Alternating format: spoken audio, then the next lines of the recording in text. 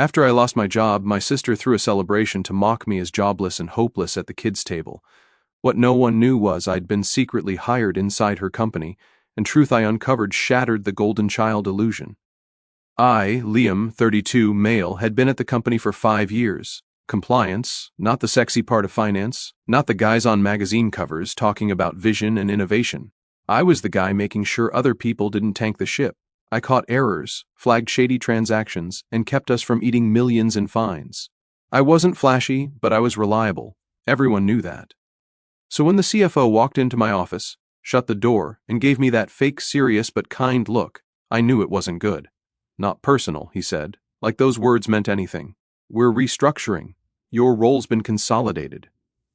Consolidated like I was a duplicate file on someone's desktop. I didn't argue, didn't beg, just nodded, collected the little crap from my desk, and put it in the box they'd already left for me. That stung the most. The box was ready before the conversation even happened, like they'd practiced this. Walking out was worse than the meeting. People saw me carrying the box. Some looked down at their screens like suddenly they had the most important email of their life. One guy gave me that pity half-smile like he wanted to say something but couldn't risk being next. It was like I'd caught a disease and they didn't want to get infected. By the time I got home, I was numb, sat on my couch with the box at my feet, opened my laptop out of habit. My first instinct wasn't even to breathe. It was to go to LinkedIn and flip my status to open to work like some desperate ad. Hey everyone, slightly used compliance officer here. Low mileage, available immediately. I hated myself for doing it, but that's the game.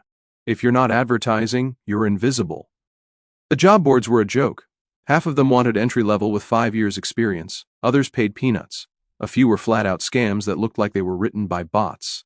I clicked easy apply on a bunch anyway. That's what it felt like. A rat pushing a lever for pellets, hoping one would drop.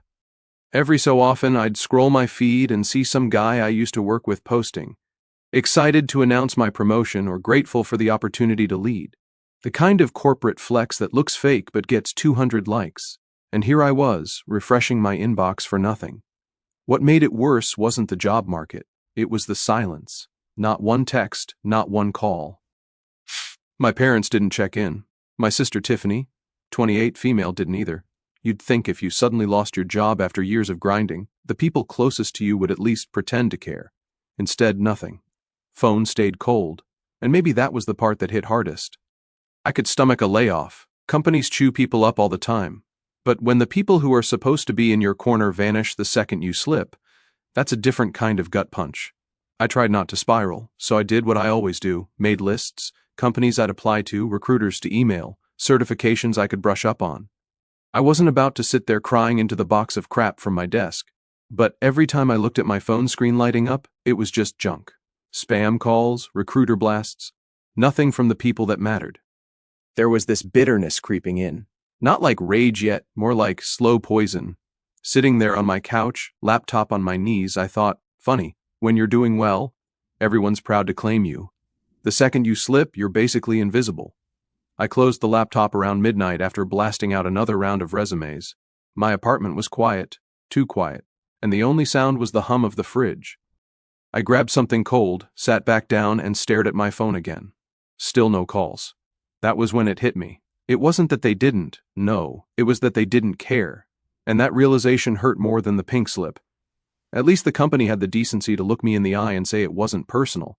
My family didn't even bother to say anything at all. So, I told myself something right then. I wasn't going to sit here and be the guy they forgot about.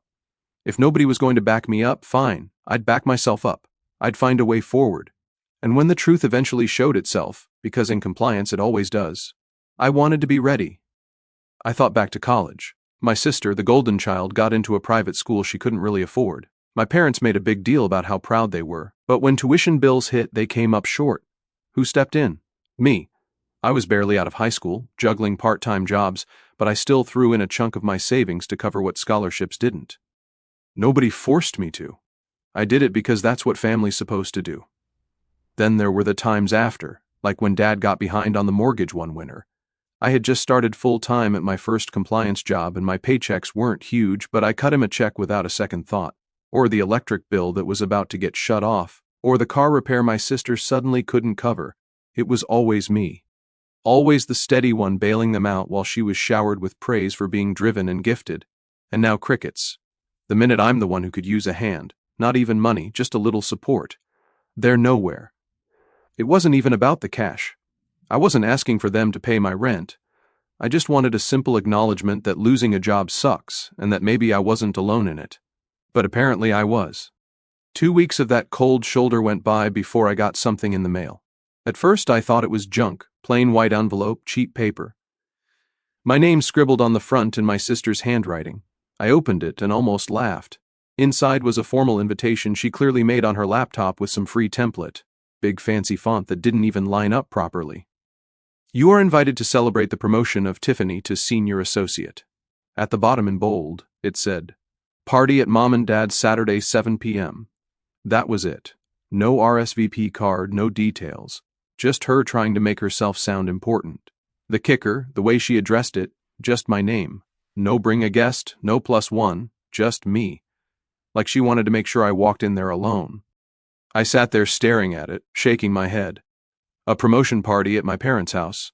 Not a banquet hall, not some high-end venue, just our cramped dining room dressed up like it was hosting royalty. Classic move. I could already picture it, my mom bragging to relatives about her daughter's big achievement, my dad puffing out his chest, my sister soaking it all in, and me, the unemployed brother, sitting at the end of the table like an afterthought. I tossed it on the table. My best friend Ryan dropped by that night. He took one look at the card and said, "You're not seriously going, right?" "Why not?" I asked, even though I already knew what he meant. "Because they don't want you there. That card's not an invitation. It's a warning. You're walking into enemy territory." I laughed, but he wasn't wrong. Still, something inside me tightened when I looked at that embossed seal. "Maybe I'll go anyway," I said.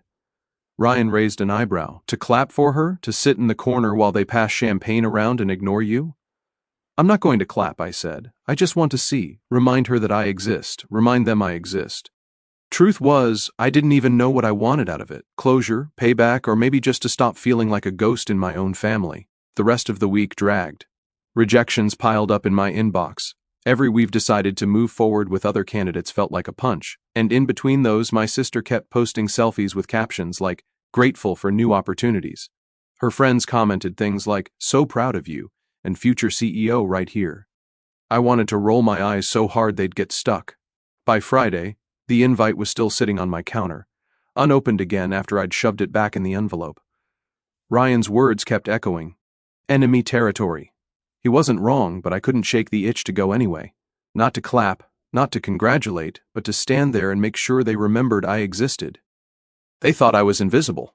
Fine. Then I'd show up in the flesh and force them to look me in the eye. Part of me wanted to rip the invitation in half and be done with it. But the other part, the side of me that hated being dismissed, that couldn't stand being written off, wanted to walk in there and face it head on. So I pressed the crease on that invitation flat, folded it neatly, and slid it back into the envelope. I was going, not to celebrate her, not to clap along, just to watch, and maybe, just maybe, to remind them that they couldn't write me off forever. Saturday came fast. It felt weird pulling into the same driveway I'd once helped save from foreclosure. When I walked in, the smell of food hit me: roast chicken, mashed potatoes, the works. My mom had clearly gone all out. The dining table was covered in a lace tablecloth. Candles lit. Way more effort than she ever put in for my birthdays.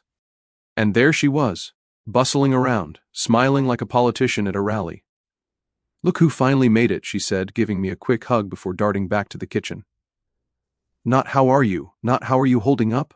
Just a throwaway line like I was late to the show. My dad was in the living room laughing too loudly at one of my sister's stories. She was holding court in front of a mix of relatives and a couple family friends, glass of soda in hand, grinning like she'd just been sworn into office. The second I stepped through the doorway, her eyes flicked over me and she smirked. "Oh, you actually came," she said. "Didn't think you'd wanna, hang around all this success." I clenched my jaw but kept quiet. Not yet. Then I spotted where they'd put me. The main dining table was set perfectly. Polished chairs, plates, folded napkins, everything looking formal. And then off to the side was the kids' table, plastic folding chairs, paper plates, cheap party favors. At the end of it sat my spot, marked with a piece of printer paper taped to the cloth. In thick marker, It read Jobless and Hopeless. The laughter came instantly. My mom chuckled like it was some light-hearted family joke, and my dad smirked, shaking his head like he couldn't believe how clever it was. Sister straight up burst out laughing. "Oh, come on." "It's funny," she said, waving her hand. "Lighten up." I just stood there staring at it. My pulse was pounding in my ears. "You serious?" I finally asked. "You actually wrote that?" "It's just a joke," my dad said. "Don't be so sensitive. We know you're between things." "Yeah," my sister chimed in. "Besides, it's kind of accurate, isn't it?" She said it with that smug grin like she'd scored a debate point. I walked over, pulled the tag off the table, and held it up. "You think this is funny? Celebrating in the house I helped save from foreclosure. Eating off plates I probably paid for back when you couldn't keep the lights on." Kat killed the laughter fast. My mom froze, spatula still in her hand. My dad's smile dropped. My sister blinked, suddenly unsure of herself. "Don't act like I'm crazy," I said, voice steady. "You remember when the mortgage was overdue and the bank was calling every week? Who wrote the check? Me. When your scholarships didn't cover your tuition? Who filled the gap? Me. You wouldn't even have that job if I hadn't helped you stay in school." Silence. The only sound was the ticking clock on the wall. Now I lose my job and suddenly I'm unemployed and unwanted. I shook the tag in my hand.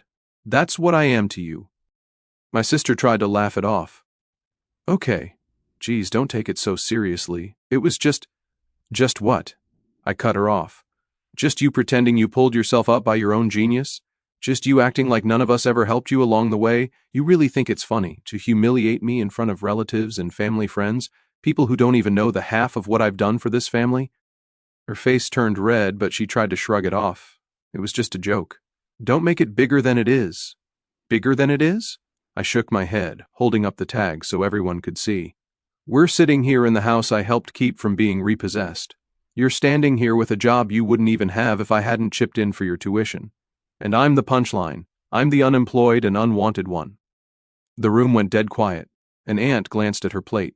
One of my mom's friends cleared her throat awkwardly. Nobody laughed this time. My mom rushed in, voice sharp. "Don't ruin this night. Your sister has worked hard and deserves recognition." I let out a short laugh, not because it was funny, but because of how typical it was. Worked hard. I know all about hard work.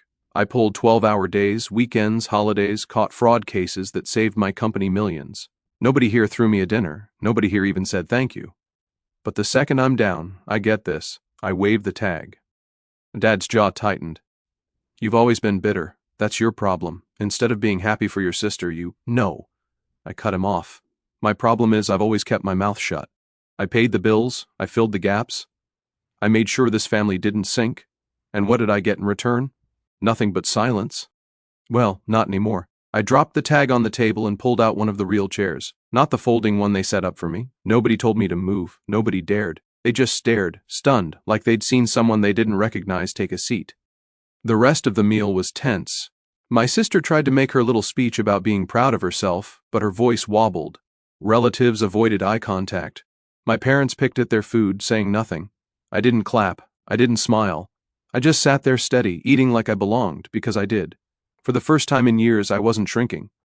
After that dinner, something shifted in me. I went home still pissed, but also sharper, like I'd been slapped awake. They wanted to paint me as the weak one, the failure, the extra chair at the end of the table. Fine, but I wasn't staying in that role. The next morning, I opened my laptop and stopped half-assing my job search. Instead of sending out desperate easy-apply resumes, I treated it like a project. I built a spreadsheet, tracked openings, made notes on recruiters, even reached back to old contacts I hadn't spoken to in years. Every rejection I got, I logged and moved on. It stopped feeling like a death sentence and more like a numbers game.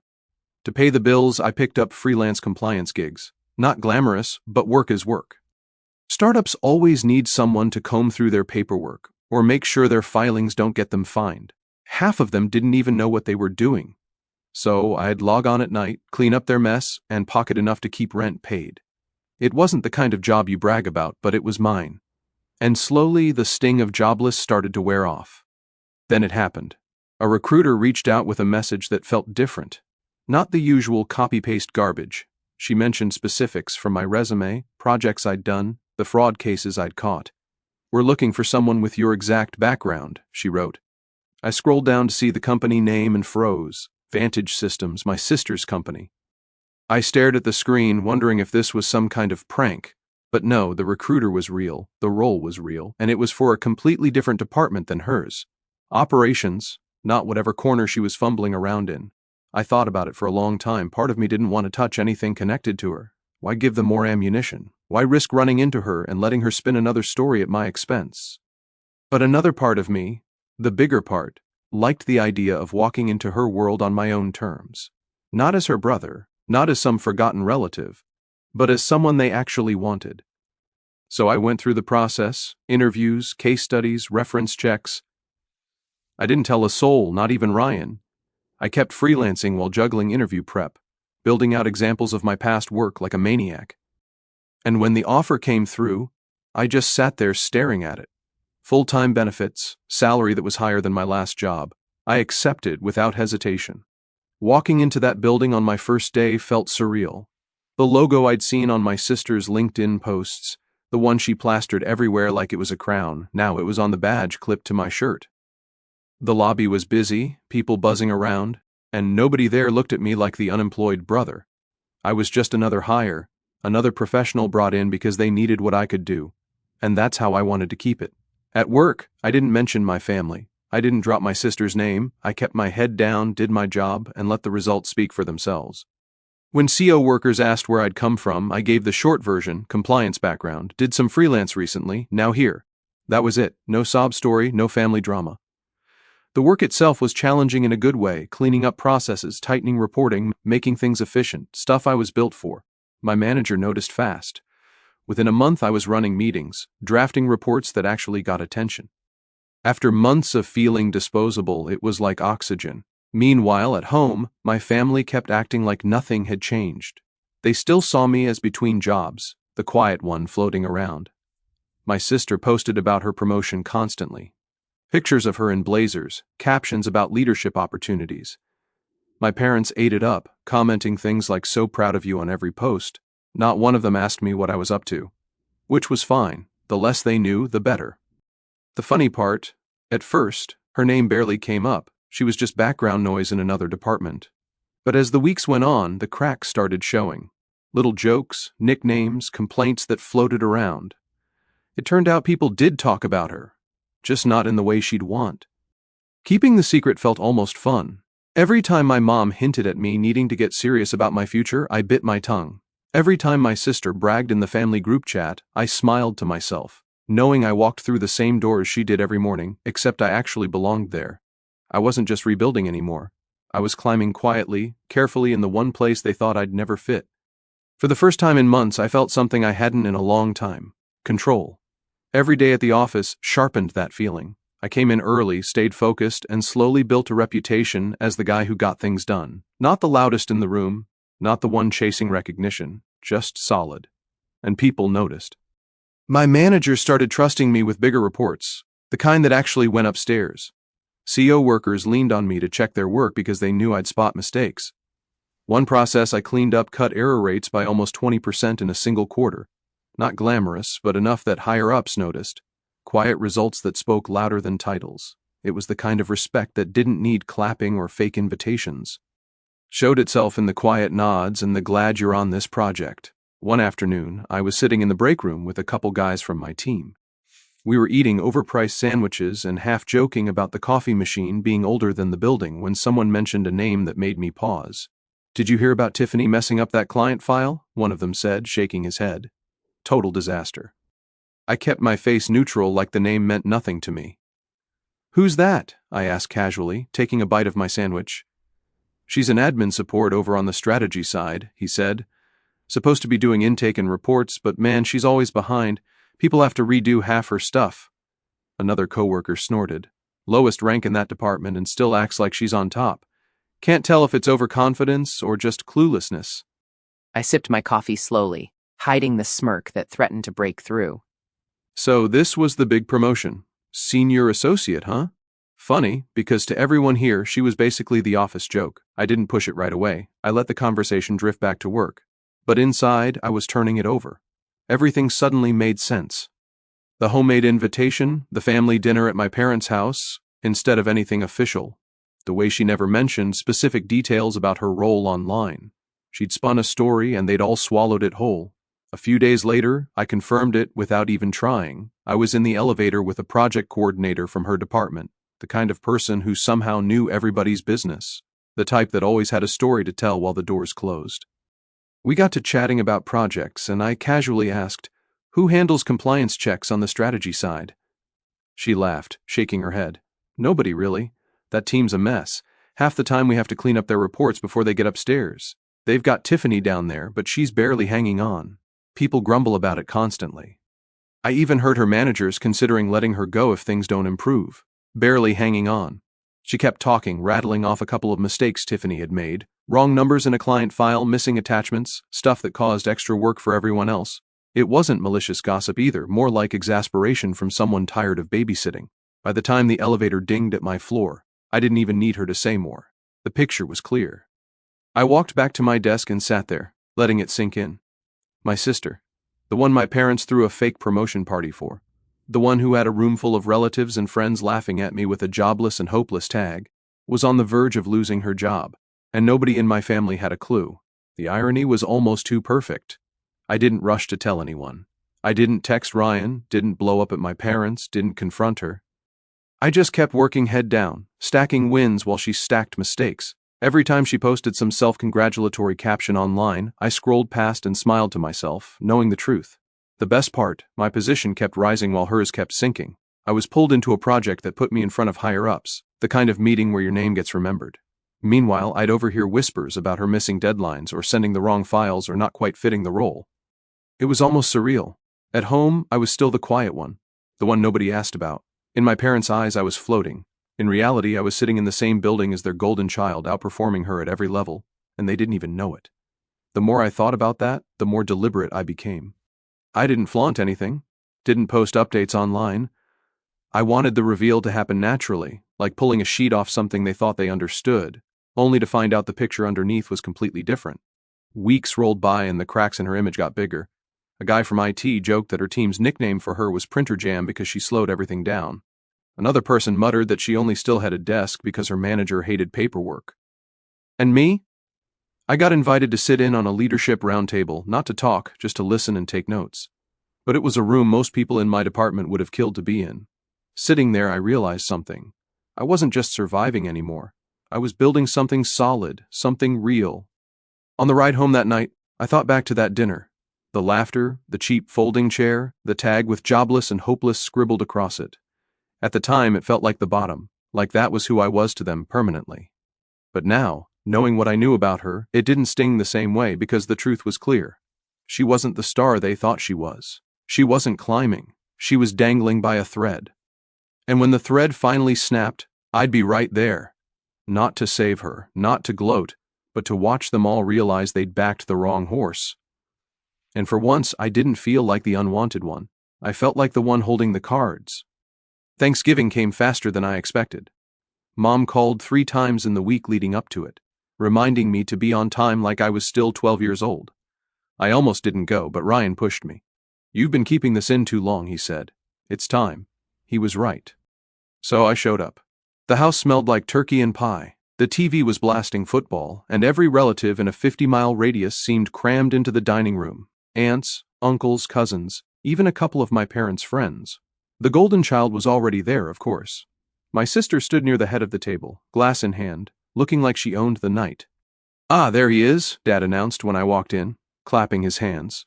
"The wanderer returns. Still figuring things out, son?" The chuckles from a few relatives made my jaw tighten, but I kept walking. My sister smirked, brushing invisible lint off her sleeve.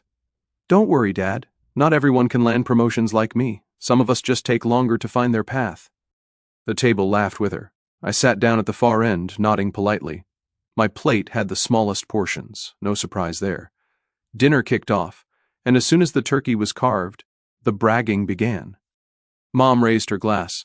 "We are so proud of Tiffany, senior associate at such a young age. Vantage Systems must really see her potential." Relatives clapped. A cousin asked her how she handles all that responsibility. She launched into a ramble about managing deliverables and strategic oversight, buzzwords strung together like beads.